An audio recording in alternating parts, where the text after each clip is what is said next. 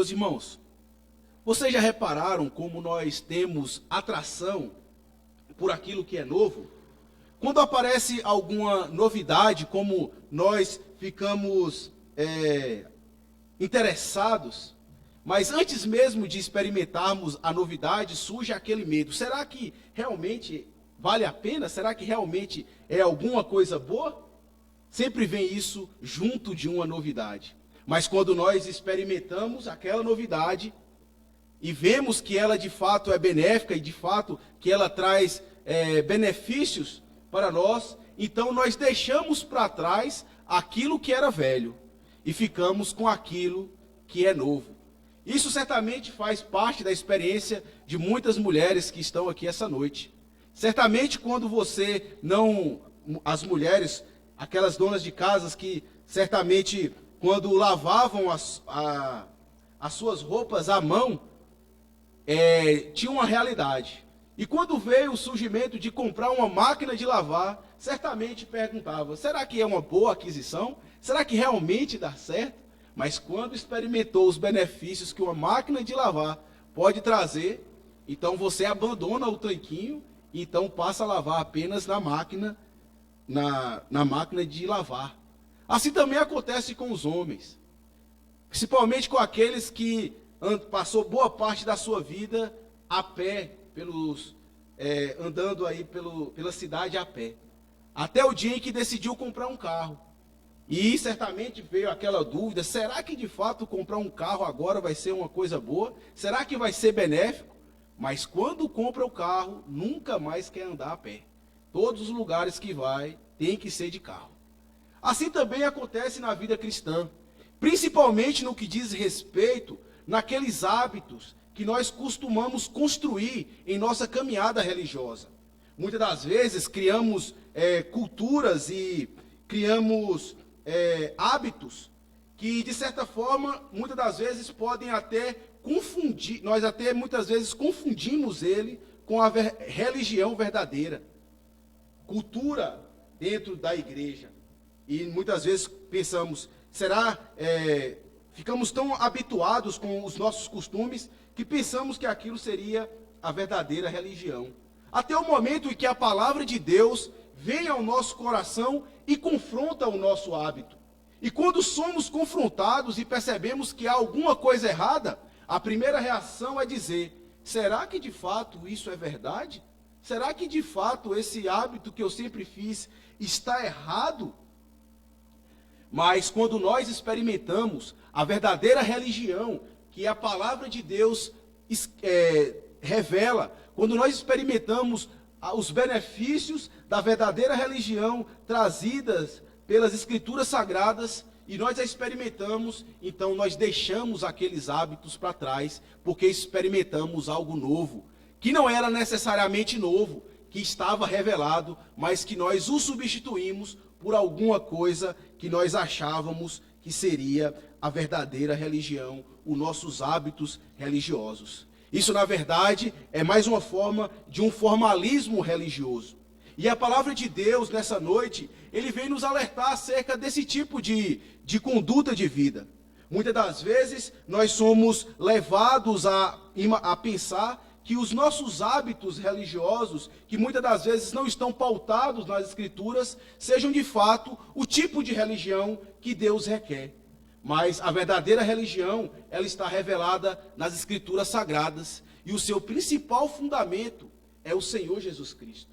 Cristo é a base de toda religião. E quando nós somos confrontados com aquilo que cremos, daquilo que praticamos, e somos confrontados pela palavra de Deus, devemos rejeitar aqueles mesmos costumes, como prova de nossa submissão à palavra de Deus. Sendo bíblica, sendo aquilo que as Escrituras revelam, essa deve ser a nossa religião.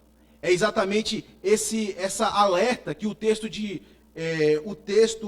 de Marcos, no capítulo 2, do versículo 18 até o versículo de número 22, vem chamar a nossa atenção nessa noite, meus irmãos. Na verdade, o que essa passagem ela nos ensina é que os discípulos de Cristo, eles vivem em uma nova aliança.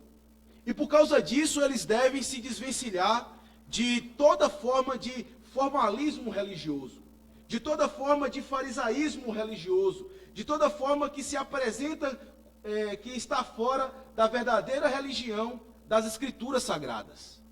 Mais uma vez, o que essa passagem ela vem nos ensinar, e nós devemos guardar isso bem firme em nosso coração, é que os discípulos de Cristo Jesus, eles vivem uma nova aliança, e por causa disso devem se desvencilhar de toda forma de formalismo religioso. E nós iremos ver isso, nós vemos isso exposto nesse texto em duas razões. Né? Nós vemos primeiramente do versículo 18 até o versículo de número 20, que o formalismo religioso, ela não produz edificação. O formalismo religioso é apenas uma forma de se mostrar como religião, mas ela não produz nenhuma edificação, não traz nenhum benefício para aqueles que se usufruem dela, que vivem apenas do formalismo. E do versículo 21 até o versículo de número 20, nós vemos que o formalismo religioso deve ser substituído pelo regime da nova aliança. Aquilo que não é bíblico deve substituir aquilo que é bíblico. Aquilo que é velho deve dar lugar ao novo. É exatamente isso que a passagem nos ensina. Os discípulos de Cristo vivem uma nova aliança e por causa disso devemos desvencilhar de todo tipo de formalismo religioso que certamente não está pautada nas Escrituras Sagradas. É importante nós lembrarmos, antes de entrar no texto, que a passagem anterior a essa foi um momento em que o Senhor Jesus Cristo estava se banqueteando na casa de Levi, um dos seus discípulos que mais tarde se tornaria um apóstolo do Senhor. E é importante nós lembrarmos também, meus irmãos, que antes mesmo de chegarmos nesse ponto onde nós estamos, Marcos veio tratando da autoridade do Senhor Jesus Cristo como Deus, como de fato o Messias que havia de vir e como de fato o Filho de Deus que ele é. E quando nós chegamos aqui no capítulo 2, nós vemos uma série de embates que o Senhor Jesus Cristo estava tendo com os líderes religiosos da sua época. Do mesmo modo como o popularismo de Jesus ia aumentando, a rivalidade dos fariseus, daqueles que tinham uma vida meramente pro forma a religião, vinha contra o Senhor Jesus Cristo e contra os seus ensinamentos, de modo que eles se apresentam como opositores daquele popularismo que Jesus estava tendo. E quando nós chegamos nessa passagem, não é nada diferente. Nós vemos mais uma vez o Senhor sendo confrontado com respeito às suas práticas religiosas. E desta feita nós temos aqui dois discípulos, os de João e os discípulos dos fariseus, contestando o Senhor Jesus Cristo acerca da sua conduta religiosa. E o Senhor Jesus lhe dá uma resposta apropriada, mostrando que aquilo que é velho não serve, não se encaixa com aquilo que é novo. Aquilo que é velho deve ser descartado. Aquilo que não faz parte da palavra de Deus deve ficar de escanteio. E devemos experimentar o vinho da nova aliança, o vinho do novo relacionamento, experimentar a alegria da nova vida em Cristo Jesus. É isso, meus irmãos, que essa passagem vem nos tratar, vem ensinar para nós a partir de agora. Vejamos primeiramente que o formalismo religioso, ela não produz edificação. E por causa disso, ela deve ser desvencilhada de nossas vidas. Não devemos ter uma vida pro forma, simplesmente de aparências, mas devemos viver o puro e genuíno evangelho que flui diretamente de Cristo Jesus. Nós iremos ver primeiramente do versículo 18 até o versículo de número 19. Veja o que diz a passagem citada. Ora, os discípulos de João e os fariseus estavam jejuando. Vieram alguns e lhe perguntaram: por que motivo jejuam os discípulos de João e os dos fariseus, mas os teus discípulos não jejuam? Respondeu-lhe Jesus: podem porventura jejuar os convidados para o casamento, enquanto o noivo está com eles? Durante o tempo em que o noivo estiver presente, não podem jejuar. Dias virão, contudo, em que lhes será tirado o noivo, e nesse tempo jejuarão. A primeira coisa, meus irmãos, que se destaca aqui diante de nós é o contraste entre a verdadeira e falsa religião. Nós vemos que a verdadeira religião, ela é sinônimo de alegria, enquanto a falsa religião, o mero formalismo religioso, é sinônimo de tristeza, pura tristeza. E isso nós vemos, nós iremos ver primeiramente como essa tristeza se caracteriza na falsa religião, na religião que é meramente pro forma, que é meramente apresentada para que outras pessoas vejam e não flui diretamente de um coração regenerado.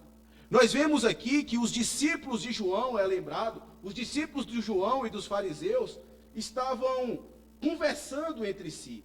Certamente o contexto em que eles estavam nesse momento foi logo após Jesus ter saído da casa de Mateus. E como nós vimos no sermão passado, o Senhor Jesus estava banqueteando lá. Afinal de contas, Levi queria demonstrar a sua gratidão e a sua satisfação em pertencer ao reino de Cristo agora, em ser um discípulo do Senhor Jesus. E após o Senhor Jesus ter saído dali, vieram então os discípulos dos fariseus e de João, que provavelmente estavam jejuando naquele dia, ao verem Jesus e os seus discípulos se banqueteando com vinho, com comida, com música, se alegrando, enquanto eles estavam tristes, vieram essas dúvidas nas suas mentes. Então, eles foram até o Senhor Jesus para questionar o porquê que ele não jejuava, à semelhança dos outros discípulos, dos fariseus e dos de João. É importante nós lembrarmos, meus irmãos, antes de tudo, que o jejum, ele traz em si o sentido de tristeza. E era essa a indagação dos fariseus. O jejum, ele traz em si o sentimento de tristeza por conta dos pecados. E é algo genuíno. A palavra de Deus nos ordena a fazer jejum. No entanto, os fariseus, eles deturpavam o tipo de jejum que era para ser obedecido. Só para vocês terem uma ideia, a lei de Deus, ela ordenava, lá em Levítico, no capítulo 23, é o único local onde tem a ordenação do jejum. E lá, Deus entregou a Moisés que era determinado jejuar apenas uma vez ao ano. E no dia da expiação, onde as pessoas iriam naquele dia confessar os seus pecados, vestirem roupas, ficarem tristes, vestirem roupas apropriadas para aquela ocasião e então demonstrar a sua tristeza. Era o dia da expiação, era o dia da confissão de pecados. Então, era apropriado para que se fizesse aquele tipo de jejum, conforme Deus estipulou na sua lei. Porém, os fariseus, eles queriam estar tinidos com respeito à lei. Eles queriam cumprir a lei à risca. E faziam coisas ainda mais, faziam coisas além do que a lei mandava. Os fariseus, não satisfeitos apenas com um dia, eles pensaram assim: se um dia é possível, se um dia de jejum eu posso ser perdoado dos meus pecados, quanto mais jejum então eu fizer, com menos pecado eu terei. Então eles interpretavam desse modo a lei, e então estipulou para eles próprios jejuarem 2 vezes a cada semana. A lei de Deus pedia uma vez por ano, e eles jejuavam 2 vezes por semana. Na verdade, eles acrescentavam coisas aos mandamentos de Deus. E era desse modo que eles viviam e que eles conduziam as suas vidas. Então, na segunda-feira e na quarta-feira, eram os dias do jejum dos fariseus. Certamente eles desfiguravam o seu rosto, vestiam roupas de pano de saco, ficavam mal vestidos, descabelados, simplesmente para transparecer às pessoas que estavam jejuando. E desse modo, então, as pessoas, ao olhar para ele, diziam: nossa, como eles são piedosos, como eles afligem as suas almas. Então, boa parte da sua semana era dada a um sentimento de tristeza. E é exatamente isso o que o mero formalismo traz para a vida daquelas pessoas que se colocam a se comportar desse modo. Os discípulos de João, provavelmente, não temos relatos categóricos nas Escrituras de como eles faziam o jejum. No entanto, nós sabemos que João era uma pessoa que vivia jejuando no deserto. Isso fazia parte do seu ministério. Ele comia gafanhotos e mel silvestres. Mas isso era apropriado para a sua mensagem. Ele veio pregando batismo de arrependimento para que as pessoas se arrependessem dos seus pecados. Então ele vivia nos desertos fazendo jejum e proclamando o batismo de arrependimento. E certamente os seus discípulos, aproveitando aí a tradição, a cultura que João vivia, colocou como regra e como propósito de vida para eles também. O que eu quero que fique claro aqui para vocês é que como essas pessoas tinham uma vida caracterizada pela tristeza, simplesmente porque eles abandonaram os preceitos de Deus. Se eles de fato tivessem obedecendo os preceitos de Deus, como se havia determinado, certamente eles não seriam caracterizados por aquela cara desfigurada, por aquela cara triste, por aquela cara com sentimentos de tristeza, mas eles esboçariam em seus rostos um sentimento de alegria. E é isso, meus irmãos, o que o mero formalismo religioso traz para as nossas almas. O que tem de lição aqui para nós, e eu gostaria de chamar a atenção, principalmente daquelas pessoas que estão recém-convertidas, ou que estão chegando para a igreja agora. Religião, meus irmãos, não é simplesmente o cumprimento de regrinhas. Se eu posso fazer isso, se eu posso fazer aquilo, se eu posso beber, se eu posso deixar de beber, se eu posso ir para a festa. Isso não está na essência da religião. Essas regrinhas de fazer isso ou fazer aquilo não determinam de fato se eu sou um crente ou não. A verdadeira religião, ela nasce de dentro do coração. Ela é algo que algo que acontece na nossa alma, uma transformação. Quando Deus, ele tira do nosso coração, tira de nós um coração de pedra e coloca um coração de carne, de modo que nós ficamos sensíveis ao pecado, ficamos sensíveis às coisas que desagradam a Deus. Então nós temos um princípio dentro de nós que determina afastar de tudo aquilo que não agrada a Deus. Passamos a amar a santidade e deixamos a promiscuidade de lado. Passamos a amar a lei de Deus e desprezamos outras coisas, damos prioridade à oração. Isso é o fruto de uma verdadeira religião, de alguém que tem Deus em sua alma. E era exatamente nesse ponto onde aqueles discípulos dos fariseus e de João, eles estavam errados. Eles trocaram a verdadeira religião por uma falsa religião. Quando Deus, na verdade, ele queria do seu povo sinceridade. Ele queria verdade nos seus lábios. Deus não se agrada de sacrifícios, de holocaustos, se todos os animais do campo pertencem a Deus. E ele não precisa de todos os holocaustos com todos os animais. Holocaustos eram os sacrifícios de animais que eram oferecidos naquela época. O Salmo 50 diz isso. O Salmo 50 diz que Deus se agrada de um coração quebrantado, compungido, contrito. Esse é o que agrada a Deus. Quando nós abrimos, meus irmãos, lá em Tiago, e eu convido que vocês façam isso comigo, lá na epístola de Tiago, nós vemos o que é a verdadeira religião. E nós precisamos ser vacinados contra isso, contra a falsa religião. Tiago, no capítulo 1, no versículo 26, ele nos mostra o que é a verdadeira religião.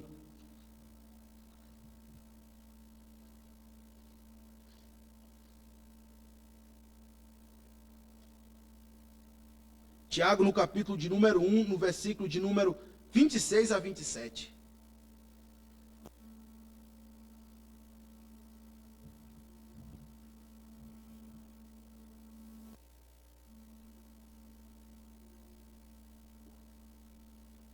Desculpe. Eu estou em Pedro. Desculpe.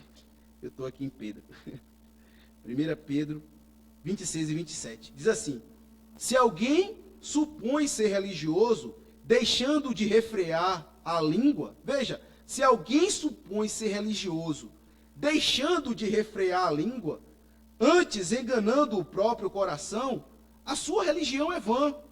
A religião pura e sem mácula para com o nosso Deus e Pai é esta: visitar os órfãos e as viúvas nas suas tribulações, e a si mesmo guardar incontaminado do mundo. Aqui está, meus irmãos, o retrato, o emblema de uma verdadeira religião que tem que estar presente nos nossos corações. A verdadeira religião, ela é marcada por misericórdia. Ela é marcada por um verdadeiro e genuíno amor para com Deus, para com o próximo e para com a minha própria alma. Devemos amar primeiramente a Deus. E porque amamos a Deus, amamos o nosso próximo. E por como amamos o nosso próximo, amamos a nós também, em especial a nossa alma. Veja o que ele diz: devemos visitar os órfãos e as viúvas em suas tribulações. Não devemos simplesmente dar palavras de conforto, mas devemos também fazer participantes do sofrimento delas. E não só isso, manter-se incontaminado da corrupção do mundo. Ele aqui diz respeito à minha própria alma. Abandonar o pecado, arrepender dos nossos maus comportamentos. Isso é o fruto de uma verdadeira religião, a misericórdia e o amor, tanto para com Deus, quanto para o nosso próximo. E era exatamente isso que faltava nos fariseus, nos discípulos de João e nos discípulos dos fariseus. Eles obedeciam a regra, mas deixavam o coração de lado. Ah, meus irmãos, como isso é danoso. E eu gostaria de mais uma vez chamar a atenção aqui daqueles que são mais maduros na fé, daqueles que já têm mais um tempo de igreja. Nós não estamos livres de cairmos nesse mesmo erro. Podemos ser contaminados podemos ser contaminados por esse mesmo vírus que contaminou aqui os discípulos dos fariseus e de João, que é na verdade um orgulho espiritual. Eles se achavam mais sábios do que todas as pessoas, eles se achavam mais espiritual do que o próprio Senhor Jesus Cristo.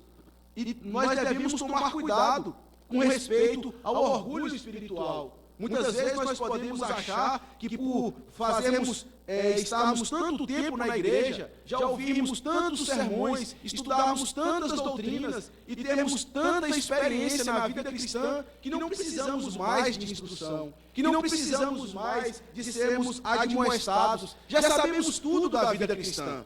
Isso, na verdade, é um perigo para a nossa alma. Isso é um perigo para a nossa religião, para a verdadeira religião. Afinal de contas, o orgulho espiritual é a causa de Deus se afastar de nós. E eu queria mais uma vez convidá-los a abrirem comigo, lá em Isaías, no capítulo de número 58.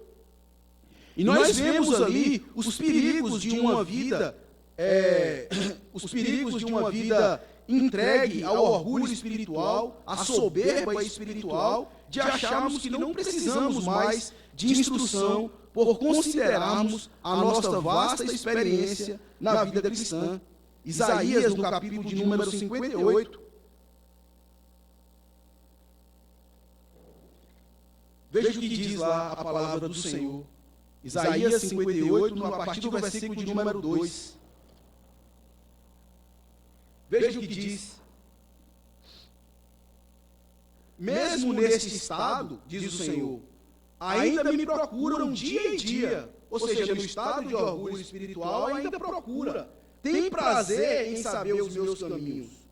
Como povo que pratica a justiça e não deixa o direito do seu Deus, perguntam-me pelo direito da justiça, tem prazer em chegar a Deus, dizendo, por que jejuamos? Por que jejuamos nós e tu não nos atentas para isso? Por que afligimos a nossa alma e tu não levas em conta? Eis que no dia em que jejuais, cuidais dos vossos próprios interesses, exigis que se faça todo o vosso trabalho, eis que jejuais para contenda e rixas, para ferirdes com punho iníquo. Jejuando assim, como hoje, não se fará ouvir a sua voz no alto. Seria este o jejum que escolhi?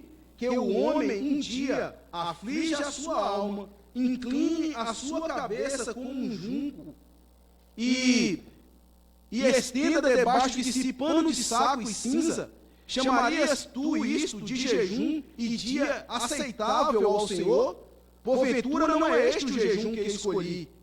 Porventura não é este o jejum que escolhi, que soltes as ligaduras da impiedade, que desfaças as ataduras da servidão, e deixes livre o oprimido, e despedace todo o jugo?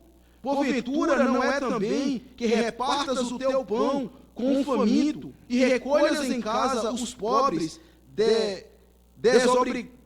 desabrigados, e se vires o nu, o cubras, e não te escondas do teu semelhante? Então romperás a tua luz como a alva, a tua cura brotará sem detença, a tua justiça irá adiante de ti, e a glória do Senhor será a tua retaguarda. Veja, meus irmãos, o verdadeiro jejum que deve ser praticado, ele deve ser praticado visando o bem do nosso semelhante, o bem da nossa comunidade. Esses judeus aqui, eles eram tão orgulhosos a tal ponto de cobrarem de Deus o benefício pelo jejum que eles faziam. Será que o Senhor, jejuamos, e o Senhor não nos atenta? E cobram do Senhor. Então o Senhor diz, esse não é o jejum que eu pedi, esse não é o jejum que me agrada, de você simplesmente afligir a sua alma para o benefício próprio, mas o jejum que me agrada é você desligar as ataduras da impiedade, é largar a sua vida de promiscuidade, é largar a sua rebelião contra mim, é deixar os seus interesses próprios. Esse é o jejum que me agrada. Como nós vemos, meus irmãos, a cura para esse orgulho espiritual que o Senhor aplica nesses homens, nada mais é do que um arrependimento dos seus próprios jejuns e se voltar para o princípio correto de amor ao próximo, de amor ao nosso semelhante, exercendo misericórdia e compaixão. E esse deve ser o cuidado que aqueles que são mais maduros na fé, têm que tomar, porque do contrário, podem se achar arrogantes também, achar que não precisam mais de conselhos e até mesmo cobrar de Deus aquilo que eles tantos querem. Na verdade, a verdadeira religião, ela está baseada no amor a Deus, no amor ao próximo, em uma transformação que acontece dentro do coração de uma pessoa, e nada mais do que o arrependimento das nossas próprias obras é o necessário para que nós voltemos para a religião verdadeira. E é isso que o Senhor Jesus Cristo, meus irmãos, vem nos falar no versículo de número 19. Nós vemos no versículo 18 que a falsa religião, ela é caracterizada por um sentimento de tristeza, unicamente porque eles não têm prazer em obedecer os mandamentos de Deus. Eles fazem aquilo por interesse próprio, por verem, por quererem tirar algum proveito daquele tipo de religião. Mas o Senhor Jesus, no versículo 19, vem fazer esse contraste com ele do que vem a ser a verdadeira religião. E ele diz assim, respondeu Jesus, podem porventura, veja a resposta que o Senhor Jesus dá para aquele tipo de pergunta que eles fizeram. Podem porventura jejuar os convidados para o casamento enquanto o noivo está com ele? Durante o tempo em que estiver presente o noivo, não podem jejuar. Dias virão, contudo, que ele será tirado o noivo, e nesses dias jejuarão. Aqui está, meus irmãos, a característica de uma genuína e verdadeira religião. Ela está fundamentada e baseada no Senhor Jesus Cristo. Veja como é que ele diz. Ele faz aqui uma comparação maravilhosa com a figura de um casamento, com a figura de um enlace matrimonial, no qual ele é o noivo dos seus discípulos. E os seus discípulos são os convidados para o casamento que está sendo realizado. E ele está dizendo: eu sou o noivo desse casamento. E a conclusão de Jesus aqui no versículo de número 19 é a seguinte: olha, enquanto está tendo um casamento, não se pode jejuar, porque não é conveniente se jejuar em um casamento. Vejam bem, se nós aplicarmos isso aos nossos dias, seria coerente em nossos dias irmos a uma festa de casamento e naquele dia onde está sendo feito um banquete, deixarmos de comer as comidas e de nos alegrar com aquelas pessoas que estão casando, nos quais nós somos convidados? Essa é a ideia do Senhor Jesus Cristo. E é muito mais forte ainda para os fariseus da época, porque o casamento era uma cerimônia extraordinária e especial para eles. Afinal de contas, o casamento na tradição judaica durava coisa de uma semana. Na verdade, era durante uma semana que se comemorava o casamento. E durante todo aquele tempo havia comidas, bebidas, festas, músicas. Era um ambiente de completa alegria. E ele diz: enquanto o noivo está ali presente, as pessoas que estão com ele não podem jejuar. Eles devem ficar felizes. E isso é de fato o que caracteriza a verdadeira religião. É a presença do noivo. E o nosso texto diz aqui que nesse enlace matrimonial, o noivo é o Senhor Jesus Cristo. Se nós olharmos o contexto das Escrituras Sagradas, nós vemos que a figura do noivo, ela é atribuída no Antigo Testamento especificamente ao Deus Todo-Poderoso. Como nós vimos aqui, como nós estamos vendo aqui nessa passagem, Jesus Cristo, ele aplica a figura do noivo a si próprio. E quando os judeus ouviram essas palavras, ressoaram no seu coração, eles se lembraram logo: ele está falando de Deus. Ele está falando algo acerca de Deus e ele está aplicando a si mesmo. E é de fato isso que o Senhor Jesus está falando. Ele está dizendo que os seus discípulos que fizeram uma aliança com ele têm como fundamento em sua religião o próprio Senhor Jesus Cristo. E a figura dessa religião, meus irmãos, nada mais é do que de um casamento. Nós que somos crentes e que fomos inseridos na aliança, na religião do Senhor Jesus Cristo, nós somos caracterizados como que casados com o Senhor Jesus Cristo. E em outras palavras, ele estava dizendo aqui que ele veio para celebrar esse casamento. Ele está dizendo que a religião que ele veio implantar, que a religião que estava chegando naquele momento, era uma religião de alegria, não era uma religião de tristeza, era uma religião de alegria, porque o próprio Deus estava no meio deles. Era uma religião de alegria, porque os pecados daquelas pessoas estavam sendo perdoados. Era uma religião de alegria, porque coxos estavam andando. Era uma religião de alegria, porque leprosos estavam sendo curados das suas enfermidades. Era uma religião de alegria, porque Satanás estava perdendo o seu poderio. E ele não poderia jejuar. Não era momento de tristeza, era momento de alegria que o Senhor Jesus estava celebrando com o seu povo. E assim acontece no coração de todos aqueles no qual Cristo veio celebrar esse casamento. Na alma de toda aquela pessoa que veio fazer aliança com o Senhor Jesus Cristo. Na verdade, é um enlace matrimonial, um casamento bendito entre Cristo e o crente. Há um enlace matrimonial firmado em laços de amor sacrificial da parte de Cristo. Há uma troca de bens, uma troca de prazeres entre o Todo-Poderoso Deus com um pecador rebelde, onde os nossos pecados são esquecidos e a pureza de Deus entra dentro das nossas almas, onde a nossa rebelião contra o pecado se esvai e a nossa alegria de comunhão com Deus faz presente em nossa alma. Isso é a verdadeira religião. É termos um enlace matrimonial indissolúvel, uma aliança que não pode ser quebrada com o próprio Deus. Isso é verdadeira religião. Veja como, então, o contraste entre uma falsa religião, entre um formalismo religioso, se destoa da verdadeira religião. A verdadeira religião é sinônimo de alegria, é sinônimo de liberdade, é sinônimo de festa. Quando o formalismo religioso é sinônimo de tristeza. E isso, meus irmãos, é a alegria que todo crente tem quando recebe Cristo no seu coração. Nós costumamos dizer, ao ver uma pessoa recém-convertida, que ela está numa fase de lua de mel. E é apropriado esse termo mesmo, porque ele está muito eufórico, alegre, contente pela vida, pela nova vida que recebeu no Senhor Jesus Cristo, pelo enlace, pela festa que está sendo comemorada em sua alma.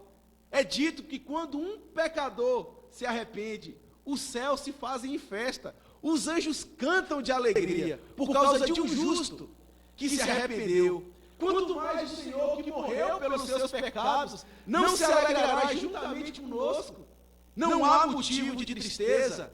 Nós deixamos os nossos pecados de lado. Nós deixamos muita coisa do mundo para trás que nós gostávamos. Abrimos mão de muitas coisas, mas fazemos com a maior alegria do mundo, porque é por causa do nosso noivo, porque amamos ele com o coração e com a alma, não meramente porque é pro forma, não meramente para fazer parte de um rito religioso.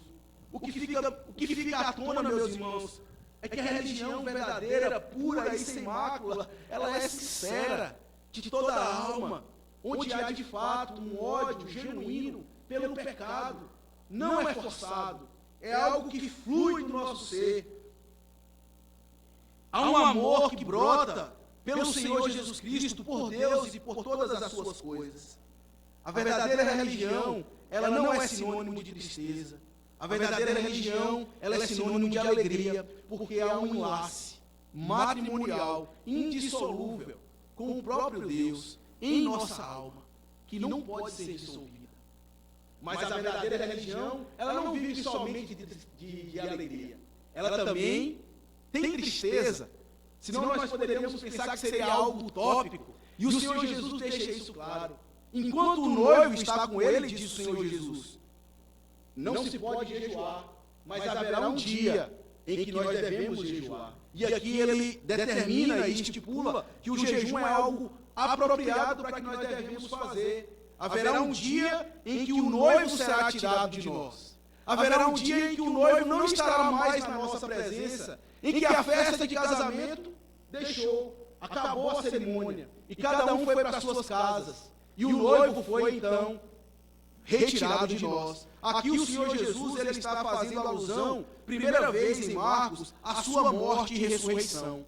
Certamente os discípulos do Senhor Jesus Cristo, depois de firmado essa aliança com ele, experimentariam perseguição, experimentariam aflição. Afinal de contas, ela fazia parte de um reino que não era do Senhor Jesus, o reino da terra, onde havia perseguidores de todos os tipos. E é dito aqui, nesse dia de aflição, nesse dia de tristeza, nesse dia nós devemos jejuar para que nosso compromisso com Deus permaneça ainda mais estabelecido e forte. Então, a verdadeira religião, ela não é somente de alegria, mas há momentos esporádicos de tristeza. No entanto, nós devemos se apropriar daqueles meios de graças que Deus deixou para nós, para que nós pudéssemos guardar firme esse jejum. E uma das coisas que eu queria trazer à memória dos irmãos com respeito a essa passagem é especificamente a observância do jejum.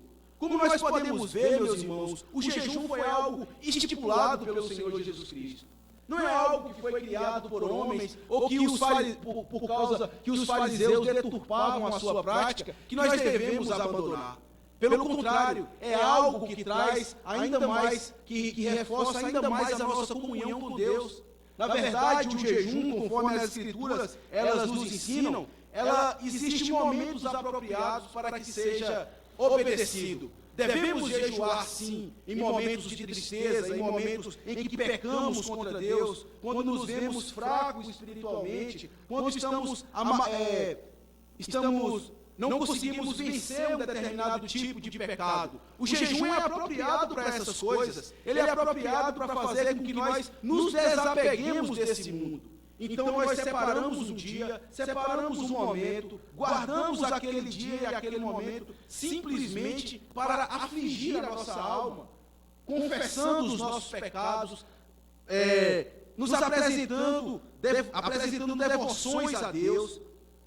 É desse modo que se deve guardar o jejum e também em dias de calamidade. Por exemplo, dias como esses que nós estamos vivendo, nada mais apropriado do que nós jejuarmos, afligirmos as nossas almas, pedir a Deus que nos livre desse tipo de calamidade que temos experimentado. Certamente, quando nós chegamos a Ele com um coração sincero, reconhecendo que pode ser até mesmo por nossa causa, que essa calamidade está acontecendo, quando de nós não desobedecemos a Deus, desprezamos a sua mensagem, desprezamos os seus ensinos.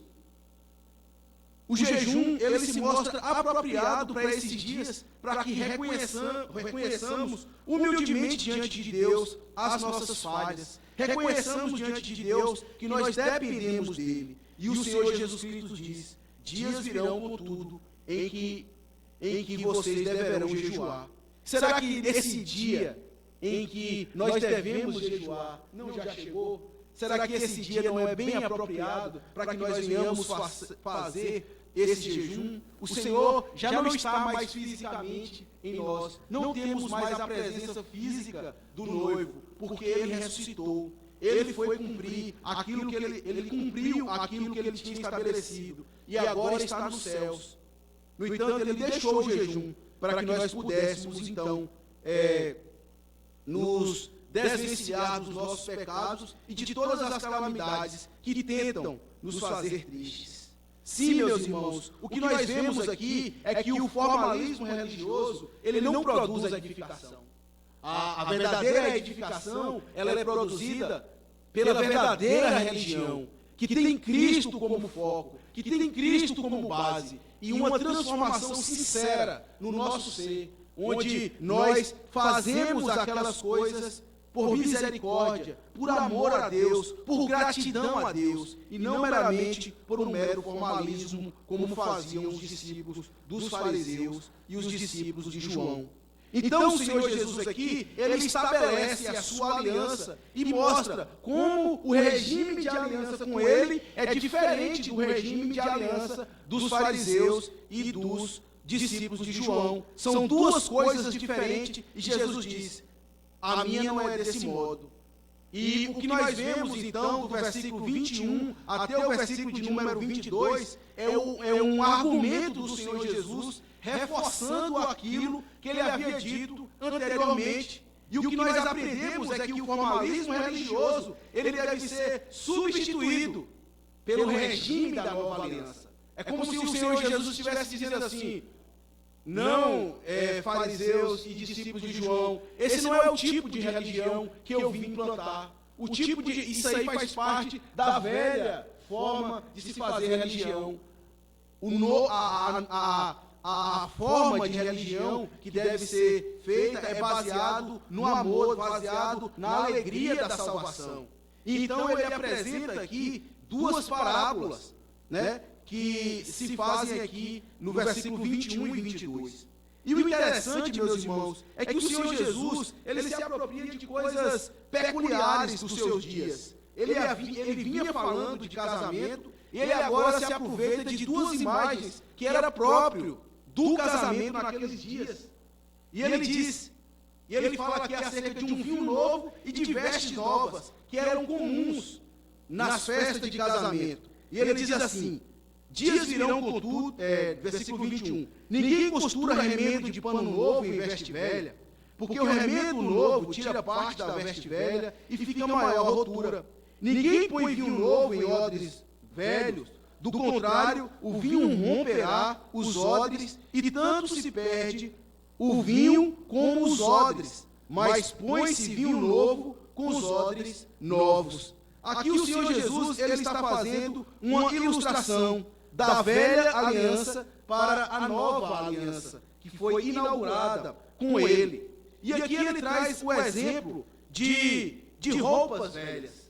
Roupas velhas sendo costuradas com roupas novas. É como se uma roupa velha tivesse um buraco e nós assim tentássemos tapar aquele buraco com um pedaço de pano novo. E o Senhor Jesus Cristo, isso não se faz, isso está errado. Quando esse pano novo molhar, esse buraco na roupa velha não aguentará e ficará maior. E do mesmo modo ele diz, na outra ilustração, do mesmo modo não se põe um vinho novo em odres velhos. Do contrário, o vinho novo romperá os odres velhos. O que é que o Senhor está dizendo com isso? É porque os odres eram tipo potes, eram potes de couro, feito de couro de cabrito. E eles, quando se envelheciam, ficava todo elástico. E quando se coloca vinho novo, a tendência é do vinho se expandir. E se o odre tivesse velho e fosse colocado o vinho novo ali dentro, o vinho expandiria e racharia aquele pote que estava segurando o vinho novo. E ele diz, se perde tanto o odre quanto o vinho, e os dois não servem mais para nada. O que é que o Senhor Jesus está dizendo com isso? Ele está querendo dizer que não há compartilhamento entre esses dois tipos de religião. Não há como você conciliar um formalismo religioso com a verdadeira religião em Cristo Jesus. Não tem como você sustentar uma vida de aparências dentro de uma vida que simboliza a sinceridade e a misericórdia dentro do coração. Certamente eles não aguentarão, certamente se romperá. O vinho novo do Espírito Santo, da alegria, não se condiz com a tristeza dos panos velhos, do formalismo religioso. E o Senhor Jesus ele está falando isso com respeito aos seus discípulos. É como se o Senhor Jesus estivesse demonstrando um amor fraternal para aqueles discípulos que vieram diante dele. Ele diz assim, os meus discípulos, eles têm uma nova forma de conduta, eles têm uma nova forma de vida, eles têm uma nova forma de comportamento, que não condiz com o tipo velho de religião que se fazia presente com mero formalismo religioso. E é isso, meus irmãos, que nós devemos trazer para nós. Devemos nos desvencilhar de tudo e qualquer tipo de aparência religiosa. Devemos viver a verdadeira e genuína religião do vinho novo da aliança com Cristo Jesus. Devemos, de fato, celebrar as bodas do Cordeiro em nosso coração e uns com os outros. E hoje nós teremos esse privilégio maravilhoso de celebrar essas bodas. Aqui, quando nós estivermos participando da Santa Ceia, essa é um lembrete maravilhoso da aliança que nós fizemos com o Senhor Jesus Cristo. Somente, meus irmãos, no compartilhamento do vinho novo realizado no casamento com Cristo Jesus, é que podemos experimentar uma vida nova e uma vida de retidão diante de Deus. Que uma coisa possa ficar bem claro em nossa mente essa noite, que quando nós viemos fazer parte da verdadeira e genuína religião, que é a aliança com o Senhor Jesus Cristo, nós devemos nos desvencilhar. Não tem como sustentar esses dois tipos de religião em nossa vida. A religião do formalismo com a religião da nova aliança. Devemos desvencilhar dela e nos apegar ao novo tipo de vida que foi trazida por Cristo Jesus. Que Deus, então, meus irmãos, aplique essas palavras aos nossos corações e que, de fato, você possa ser achado hoje em uma aliança com Cristo Jesus. Que você possa renovar a sua aliança com Ele, celebrar o casamento que você já teve com Ele, com esse noivo maravilhoso. Então, que Deus nos abençoe e aplique as suas palavras em nossos corações. Amém. Vamos orar agradecendo ao Senhor pela sua palavra. Bendito Deus, Pai Todo-Poderoso, obrigado pela tua palavra, obrigado pela aliança em Cristo Jesus, obrigado, Senhor, porque tu não tens nos desprezado, tu não tens nos deixado no mero formalismo religioso, mas tem nos dado uma vida nova em Cristo Jesus. Não somos enganados pelos nossos próprios corações, a semelhança dos fariseus, que por se acharem orgulhosos, sábios demais, abandonaram a religião que provém das Escrituras Sagradas. Que nós, ó Deus, quando formos confrontados por esse tipo pela verdadeira religião proveniente das Escrituras, possamos abrir mão dos nossos velhos costumes e hábitos que destoam da Tua vontade. Que o Senhor nos abençoe, em nome de Cristo Jesus, é a nossa oração que te pedimos. Amém.